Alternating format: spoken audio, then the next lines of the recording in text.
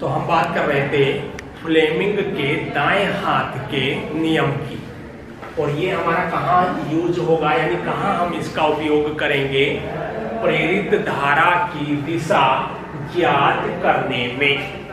यानी जब हम जनित्र का टॉपिक पढ़ेंगे, यानी जनरेटर का, वो प्रत्यावर्ती धारा जनित्र हो या दिष्ट धारा यानी एसी करंट वाला हो या डीसी करंट वाला जनरेटर हो, वहां जब हम धारा की दिशा ज्ञात करेंगे तो हमें फ्लेमिंग के दाएं हाथ के नियम का यूज करना होगा।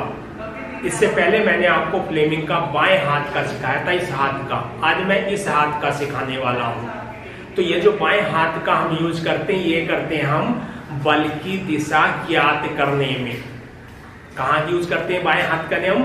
बल की दिशा ज्ञात करने में। और दाहिने हाथ का हम प्रेरित धारा की दिशा ज्ञात करने में यूज करते हैं। अब समझिए किस तरह से ये नियम है, ये है ठीक, या इस तरह से समझिए आप। अंगूठा ऊपर, ये उंगली और ये, यानी शुरू की तीन उंगली एक दूसरे के लंबवत हो। तो मैं इसकी अगर फिगर दिखाना चाहूं आपको तो कुछ इस तरीके की फिगर मैं ये आपको दिखा सकता हूं। ये हमारा अंगूठा, जो ये आएगा हमारा अंगूठा, ये हमारी तर्जनी यानी पहली अंगुली। आप इस तरह से नहीं बनाएंगे, आप पूरा हाथ का ये चित्र बनाएंगे। आपकी ड्राइंग बहुत अच्छी है। और ये बीच वाली अंगुली यानी मध्यमा।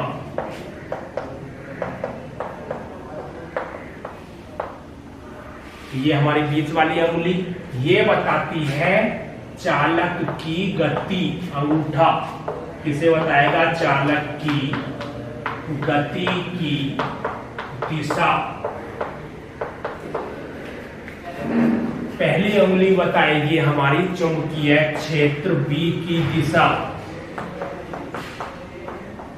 तो बीच वाली जो अंगुली है हमारी, यह बताएगी प्रेरित धारा की दिशा। प्रेरित धारा की दिशा। अब आप सोच रहे होंगे ये अप्लाई कहां होगा? तो जब मैं आपको जनरेटर की फिगर बनवाऊंगा तब मैं इस दाहिने हाथ के नियम को वहां पर अप्लाई भी कराने वाला हूं। फिलहाल आप समझिए इसको कहेंगे कैसे। ये आपका दाहिना हाथ है, इसके अंगूठा, उसके पास वाली तर्जनी उंगली और मध्यमा उंगली को हम इस तरह से फैलाएं कि तीनों एक दूसरे के लंबवत हों। तीनों एक दूसरे के लंबवत हों। मैं पूरा और आपको जूम करके पास में दिखाना चाहूंगा। तो ये है आपका, ये तीनों एक दूसरे के लंबवत हैं। ये अंगूठा दाहिने हाथ का, ये प्रथम अंगुली, ये हमारी बीच वाली अंगुली। अब इसमें करना क्या है हमें?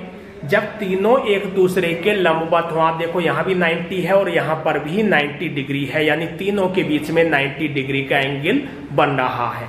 अब यदि अंगूठा चालक के चलने की दिशा को बताए, जैसे जनरेटर में उसका डायनामो घूमता, किस दिशा में घूम रहा, तो ये अंगूठा किस दिशा में होना चाहिए? हमारा चालक के चलने की दिशा में। और ये पहली अंगुली होनी चाहिए हमारी चुंबकीय क्षेत्र बी की दिशा में, ये वाली। तो जिस दिशा में ये वाली उंगली ठहरेगी, ये बीच वाली उंगली यानी मध्यमा वाली उंगली, ये, तो जिस दिशा में ये अंगुली ठहरेगी वही प्रेरित धारा की दिशा होगी। मतलब कोई कोयल गति कर रही है, डायनामो गति कर रहा, तो अंगूठा चालक के चलने की दिशा में रख लीजिए, पहली अंगुली चुंबकीय क्षेत्र बी की दिशा में रख लीजिए।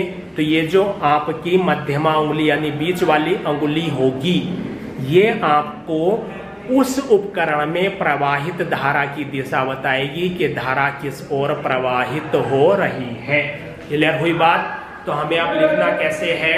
यदि हम अपने दाहिने हाथ की तीनों अंगुलियों को इस प्रकार फैलाएं, दाहिने हाथ की तीनों अंगुलियों अर्थात अंगूठा, प्रथम उंगली और द्वितीय अंगुली को इस प्रकार फैलाएं कि एक दूसरे के लंबवत हों, तब यदि अंगूठा चालक के चलने की दिशा को, पहली अंगुली चुंबकीय क्षेत्र बी की दिशा को